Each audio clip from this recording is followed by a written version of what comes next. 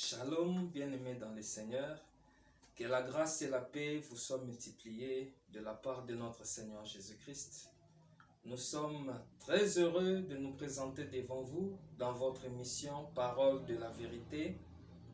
Que le Seigneur vous bénisse, que le Seigneur vous multiplie ses faveurs, que le Seigneur vous fasse énormément du bien au nom puissant et glorieux de Jésus-Christ. Nous allons vous apporter la parole aujourd'hui autour du thème « La postérité d'Abraham ». Nous allons faire deux lectures. La première lecture, c'est dans Genèse chapitre 13, verset 16. Et la seconde sera dans Genèse chapitre 15, à partir du verset 5. Nous allons lire la première lecture, Genèse chapitre 13, nous allons prendre juste le verset 16. Je lis la parole au nom de Jésus-Christ. Je rendrai ta postérité comme la poussière de la terre, en sorte que si quelqu'un peut compter la poussière de la terre, ta postérité aussi sera comptée. Je suis dans Genèse chapitre 15, le verset 5. Et après l'avoir conduit dehors, il dit, « Regarde vers le ciel et compte les étoiles, si tu peux les compter. » Et il lui dit, « Telle sera ta postérité. » Gloire au Seigneur Jésus-Christ. En lisant la première lecture, ici Dieu parle à Abraham et il dit à Abraham que ta postérité sera comme la poussière de la terre. En sorte que si tu peux les compter, ta postérité aussi sera comptée. Et dans la deuxième lecture, dans Genèse chapitre 15, le Seigneur présente encore à Abraham sa postérité, cette fois comme les étoiles du ciel. Gloire au Seigneur Jésus-Christ. En lisant ces deux textes, nous voyons Dieu présenter à Abraham sa postérité sous deux formes différentes. Premièrement, comme la poussière de la terre, et deuxièmement, comme les étoiles du ciel. À première vue, on peut être tenté de croire qu'Abraham a deux postérités. Mais est-ce vrai? Est-ce qu'Abraham a deux postérités? Pour mieux comprendre la pensée, nous allons interroger les songes de Joseph. Je suis dans Genèse chapitre 37. Nous allons prendre du verset 5 au verset 10. Je lis la parole au nom du Seigneur Jésus. Joseph eut un songe et il raconta à ses frères qui le haïrent encore davantage. Il leur dit, écoutez donc ces songes que j'ai eus. Nous étions alliés de gerbes au milieu des champs, et voici ma gerbe s'éleva et se tint debout. Et vos gerbes l'entourèrent et se prosternèrent devant elle. Ses frères lui dirent, est-ce que tu régneras sur nous? Est-ce que tu nous gouverneras? Et ils les haïrent encore davantage à cause de ses songes et à cause de ses paroles. Il y eut encore un autre songe, et il les raconta à ses frères, il dit, j'ai eu encore un songe, et voici le soleil, la lune et 11 étoiles se prosternaient devant moi. Il les raconta à son père et à ses frères. Son père le réprimanda et lui dit, que signifient ces songes que tu as eus? Faut-il que nous venions, moi, ta mère et tes frères, nous prosterner à terre devant toi? Gloire au Seigneur. Ici, la Bible nous dit que Joseph a eu deux songes. Dans le premier songe, il était en train de lier les gerbes avec ses frères. Il s'est fait que sa gerbe s'est tenue debout et les gerbes de ses frères se sont prosternés devant la gerbe de Joseph. Et ses frères qui ont compris le songe, ils étaient en colère contre Joseph. Ils disent, est-ce que tu régneras sur nous? Est-ce que tu nous gouverneras? En réalité, les frères de Joseph avaient compris que les gerbes qui se prosternaient devant la gerbe de Joseph les représentaient. C'est-à-dire qu'ils devaient se prosterner devant Joseph. C'est pourquoi ils ont dit, vas-tu nous gouverner? Régneras-tu sur nous? C'est parce qu'ils avaient bien saisi les messages du songe. Dans le deuxième songe, Joseph voit cette fois le soleil, la lune et les étoiles se prosterner devant lui. Et quand il raconte à son père aussi interprète le songe. Il dit, qu'est-ce que cela veut dire? Faut-il que nous venions, moi, c'est-à-dire le soleil, ta mère, la lune, 11 étoiles, tes frères, nous prosterner devant toi? Donc Jacob avait compris que les étoiles dans ce songe, les 11 étoiles, représentaient les frères de Joseph. En analysant ces deux songes, vous comprendrez que les deux songes parlent d'une seule et même maison ou même famille, qui est la famille de Jacob. Seulement cette famille est vue sur la terre comme les gerbes et au ciel comme les étoiles. Mais il ne s'agit pas de deux maisons ou de deux familles. Non, il s'agit d'une seule et même maison qui est la maison de Jacob, mais qui est seulement vue sous deux angles différents. Sur la terre, la même maison est vue comme les gerbes, et dans le ciel, la même maison est vue comme les étoiles. Voilà. De même aussi, la postérité d'Abraham. Il ne s'agit pas de deux postérités, il s'agit d'une seule postérité, mais qui est vue sous deux formes différentes. Sur la terre comme la poussière, et dans le ciel comme les étoiles. La question que nous devons plutôt nous poser à ce niveau, c'est quelle est ou encore qui est cette postérité d'Abraham? La Bible nous répond clairement à cette question. Nous sommes dans Galates chapitre 3 verset 16. Nous allons lire la parole dans Galates chapitre 3 au verset 16.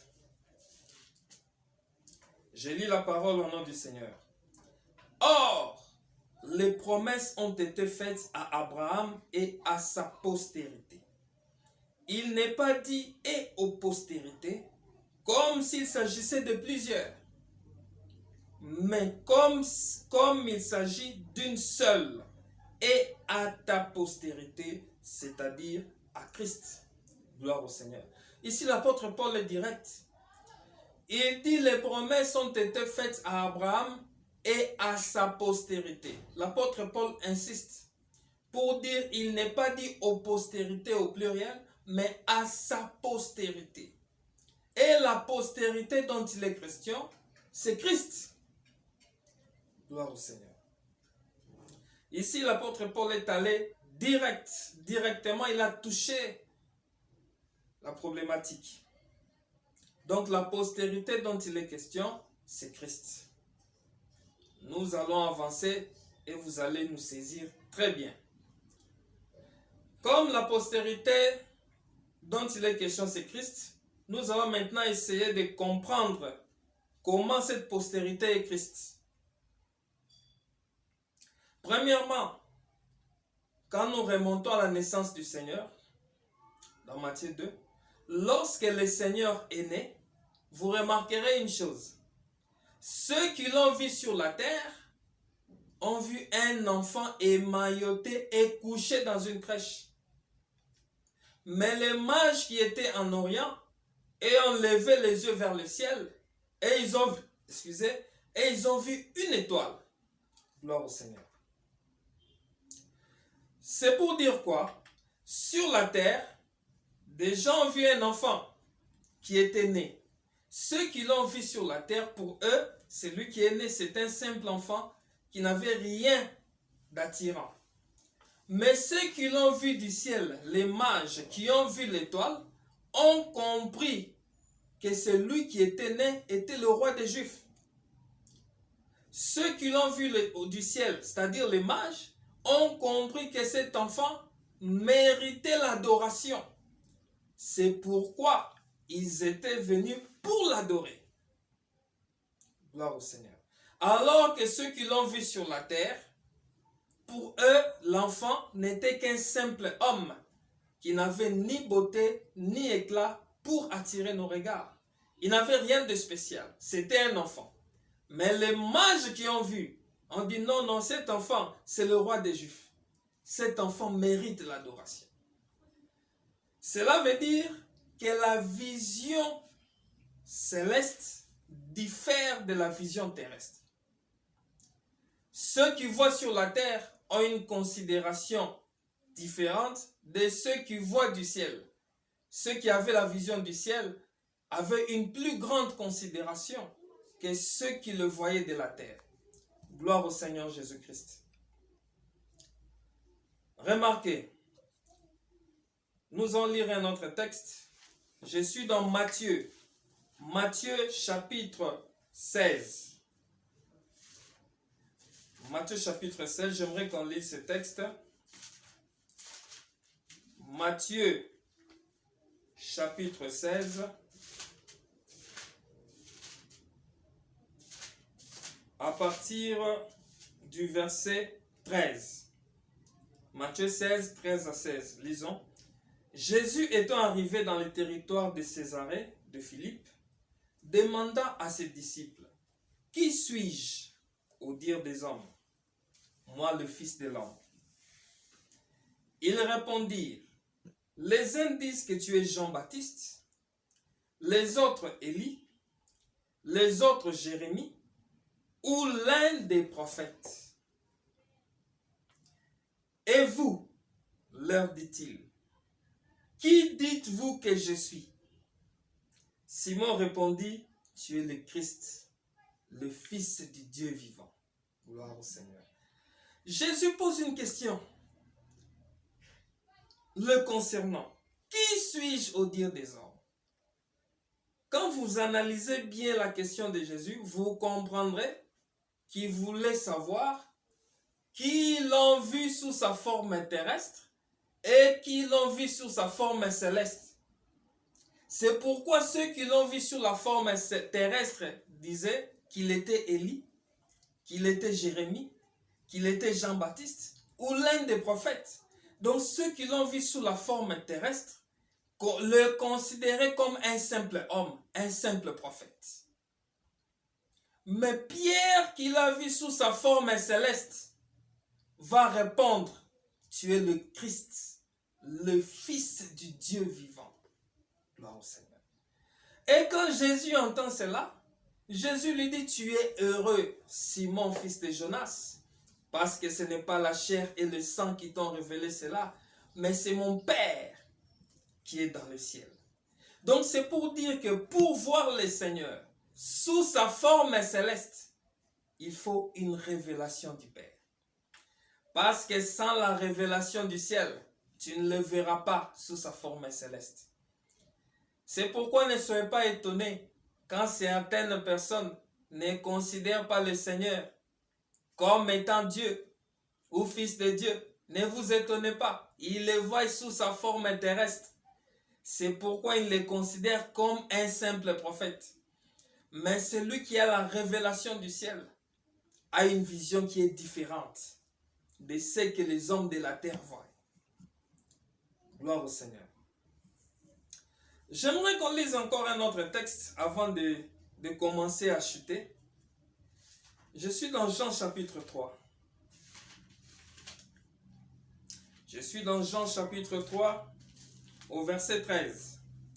Écoutez ce que dit l'Écriture, ce que dit le Seigneur dans les Écritures. Jean 3 verset 13. Personne n'est monté au ciel si ce n'est celui qui est descendu du ciel, le Fils de l'homme qui est dans le ciel. Là, c'est le Seigneur lui-même qui parle. Il dit, personne n'est monté au ciel. Personne. si ce n'est celui qui est descendu. Et celui qui est descendu, c'est le Fils de l'homme. Or, le Fils de l'homme dont il parle, c'est lui-même. Il dit, personne n'est descendu si ce n'est le Fils de l'homme qui est dans le ciel. Gloire au Seigneur. Au moment où il était en train de parler, il était sur la terre. Mais il dit, le Fils de l'homme qui est dans le ciel. C'est que nous comprenons qu'il était à la fois sur la terre et il était aussi au ciel. Gloire au Seigneur. Le texte est très clair et très éloquent. Il dit, personne n'est monté si ce n'est celui qui est descendu. Et celui qui est descendu, c'est le Fils de l'homme qui est dans le ciel. Au moment où il était en train de parler, il était sur la terre. Mais il dit qu'il est au ciel. Donc nous comprenons à travers ce texte qu'il était à la fois sur la terre et il était aussi au ciel. Cela, c'est pour démontrer que Christ, en tant que postérité d'Abraham, a plusieurs formes. Et sur la terre, il est poussière. Poussière veut dire qu'il est chair. C'est pourquoi quand Dieu dit à Adam dans Genèse chapitre 2, tu es poussière, tu retourneras dans la poussière. Il voulait tout simplement dire tu es chair. Donc, sous sa forme terrestre, il est poussière, c'est-à-dire il est chair. Mais sous sa forme céleste, il est esprit. Gloire au Seigneur. Donc, Jésus, en tant que postérité d'Abraham, pour me répéter, a plusieurs formes. Une forme qui est terrestre et une forme qui est céleste. Maintenant, nous allons commencer à chuter pour comprendre où est-ce que nous voulons vous emmener dans cette démarche. Nous retournons dans Genèse, cette fois au chapitre 13. Genèse, nous allons lire plutôt au chapitre 15, chapitre 15, verset 13. Écoutez ce que la Bible dit. Et l'Éternel dit à Abraham, sache que tes descendants, ici descendants au pluriel, pas au singulier, au pluriel. Sache que tes descendants seront étrangers dans un pays qui ne sera point à eux. Ils y seront asservis et on les opprimera pendant 400 ans. Gloire au Seigneur. Ici, Dieu est en train d'annoncer à Abraham que ses descendants, donc ses postérités, si je peux le dire, dans certaines versions, on dit postérité, ses descendants, au pluriel s'il vous plaît, seront esclaves. Donc Dieu annonce à Abraham que ses descendants seront esclaves. Et quand il dit descendants ici, c'est au pluriel, c'est-à-dire qu'ils sont nombreux. Là, quand ils vont en esclavage. Maintenant, quand le Seigneur revient pour les délivrer de l'esclavage, je suis dans Genèse chapitre 4. Je prends le verset 22 et 23. Écoutez le langage du Seigneur. Tu diras à Pharaon, là il s'adresse à Moïse, tu diras à Pharaon, ainsi parle l'Éternel, Israël est mon fils, mon premier-né. Je te dis, laisse aller mon fils pour qu'il me serve. Si tu refuses de le laisser aller, voici je ferai périr ton fils, ton premier-né. Vous voyez? Quand ils entraient en esclavage, Dieu dit tes descendants au pluriel. Mais quand il vient maintenant pour les délivrer, il dit Israël est mon fils. Voyez-vous un peu cela? Quoi qu'ils soient nombreux, tout un peuple, mais Dieu voit ces peuples-là comme un seul fils. Gloire au Seigneur. Ça, c'est la manière de voir du Seigneur, qui est différente de notre manière de voir. Donc, malgré qu'ils étaient nombreux, un peuple tout entier, mais Dieu les appelle mon fils. Gloire au Seigneur. Et le prophète Osée, nous sommes dans Osée chapitre 11, le prophète Osée confirme cela. Genèse chapitre, Osée chapitre 11, Nous allons prendre le premier verset. Osée, chapitre 11, premier verset. Écoutez ce que le prophète dit. Quand Israël était jeune, je l'aimais. Et j'appelais mon fils hors d'Égypte. Là, le Seigneur dit, lorsque Israël était jeune, Israël c'est tout un peuple. Mais Dieu appelle ces peuples-là mon fils. Il dit, lorsqu'ils étaient jeunes, je l'aimais. Et j'appelais mon fils hors d'Égypte, dont le prophète a annoncé ce que le Seigneur ferait. Et la Bible me dit dans Matthieu chapitre 2, que ce qu'a dit le prophète s'est accompli dans Matthieu chapitre 2, au verset 14 à 15. Lisons ensemble, vous allez comprendre. Joseph se leva, prit de nuit le petit enfant et sa mère, et se retira en Égypte. Il y resta jusqu'à la mort d'Hérode, afin que s'accomplisse ce que le Seigneur avait annoncé par les prophètes. J'ai appelé mon fils hors d'Égypte. Gloire au Seigneur.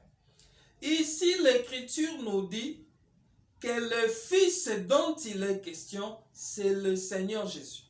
Donc nous comprenons que le Fils par excellence, c'est le Seigneur Jésus-Christ. Lorsqu'il appelle son peuple Israël hors d'Égypte, cela c'était l'ombre de ce qu'il ferait avec le Fils par excellence, qui est le Seigneur Jésus. Parce qu'en lisant ces textes, la Bible dit Joseph a pris le Fils, c'est-à-dire le Seigneur, et Marie la mère, il est allé se retirer en Égypte jusqu'à la mort d'Hérode. Après la mort d'Hérode, ils sont rentrés en Israël. Et la Bible dit que le retour du Seigneur, c'est l'accomplissement de la prophétie qui a été dite dans Osée chapitre 11, qu'il a appelé son fils hors d'Égypte. Donc Israël, c'était l'ombre du Seigneur Jésus-Christ, qui est le Fils par excellence. Mais la question peut-être vous allez me poser, mais Israël était nombreux. Mais comment le Fils, le Fils par excellence, le Seigneur, est seul, et lui seul peut représenter tout un peuple? La Bible répond elle-même, parce que Jésus-Christ est seul, mais Jésus-Christ est aussi plusieurs. Gloire au Seigneur. C'est pourquoi lorsque nous lisons dans Actes chapitre 9, à partir du premier verset, la Bible dit que l'apôtre Paul persécutait les disciples du Seigneur. Il persécutait tous ceux qui avaient cru au Seigneur. Et il avait reçu des lettres pour aller persécuter tous ceux qui croyaient au Seigneur à Damas, afin de les ramener comme prisonniers à Jérusalem. Mais au moment où il se rendait là-bas, la Bible dit que le Seigneur lui est apparu sous forme d'une grande lumière sur les chemins. Et le Seigneur lui pose la question, Saul, Saul, pourquoi me persécutes-tu? Or, en réalité, Saul ne persécutait pas le Seigneur physiquement, parce qu'en ce moment, le Seigneur était déjà mort, ressuscité et même enlevé. Il était déjà parti. Il n'était plus physiquement sur la terre. Les personnes que Paul persécutait, ce sont les disciples du Seigneur. Mais quand le Seigneur parle à Paul, il ne dit pas à Paul, tu persécutes mes disciples. Non. Il dit à Paul, tu me persécutes. C'est qu'on voit le Seigneur ici s'identifier à son peuple. Donc, toucher le Seigneur, c'est toucher à son peuple. Quand tu persécutes les disciples du Seigneur, c'est-à-dire tous ceux qui ont cru au Seigneur Jésus-Christ, c'est le Seigneur lui-même que tu persécutes. Gloire au Seigneur. Et l'Écriture confirme cela dans Romains chapitre 12. Romains chapitre 12, verset 5. La Bible dit ceci. Ainsi, nous qui sommes plusieurs, nous formons un seul corps en Christ. Vous voyez? Il dit, nous sommes plusieurs. Comme Israël, ils étaient nombreux quand ils entraient en Égypte. Nombreux. Mais la Bible dit, nous formons un seul corps en Christ. Bien que nous sommes plusieurs, mais nous sommes un seul corps en Christ. Vous voyez? Un, mais plusieurs. 1 Corinthiens chapitre 12 explique ces choses encore clairement. 1 Corinthiens 12, verset 27, la Bible dit, vous êtes, vous, au pluriel, vous êtes les corps de Christ et vous êtes ses membres, chacun pour sa part. Vous êtes le corps de Christ. Nous sommes plusieurs, mais nous formons un seul corps qui est Christ. C'est pour dire que la postérité d'Abraham qui est Christ, c'est l'ensemble de tous ceux qui croient au Seigneur, tous ceux qui sont sauvés par l'œuvre de la croix. Bien que nous sommes plusieurs, nous formons un seul corps qui est le corps du Christ. Et l'apôtre Paul nous l'explique encore, le dit encore plus clairement. Quand nous lisons Galates chapitre 3, verset 29, la Bible dit ceci. Et si vous êtes à Christ, vous êtes donc la postérité d'Abraham, héritier selon la promesse. Gloire au Seigneur. Donc la Bible nous dit ici que si nous sommes à Christ, nous sommes la postérité d'Abraham. Ah, vous comprenez maintenant que la postérité d'Abraham, qui est Christ, c'est l'ensemble de tous ceux qui croient au Seigneur Jésus-Christ, tous ceux qui sont sauvés par l'œuvre de la croix, tous les disciples véritables du Seigneur, nous formons un seul corps qui est le Seigneur Jésus-Christ. Jésus-Christ, c'est tout un corps. Donc Christ est lui-même la tête et nous sommes les membres. C'est tout un corps. Et c'est ce corps qui est la postérité d'Abraham, qui est composé des fils biologiques d'Abraham qui ont cru ou qui croiront encore après l'enlèvement de l'Église. Ceux-là, c'est la poussière. Et ceux qui croient aujourd'hui parmi les nations, nous sommes les fils spirituels d'Abraham, c'est les étoiles. Mais nous tous, nous sommes un en Jésus-Christ. Et étant un en Jésus-Christ, nous sommes la postérité d'Abraham. Que le Seigneur vous bénisse, que le Seigneur fasse luire sa face sur vous, au nom de Jésus-Christ. Amen.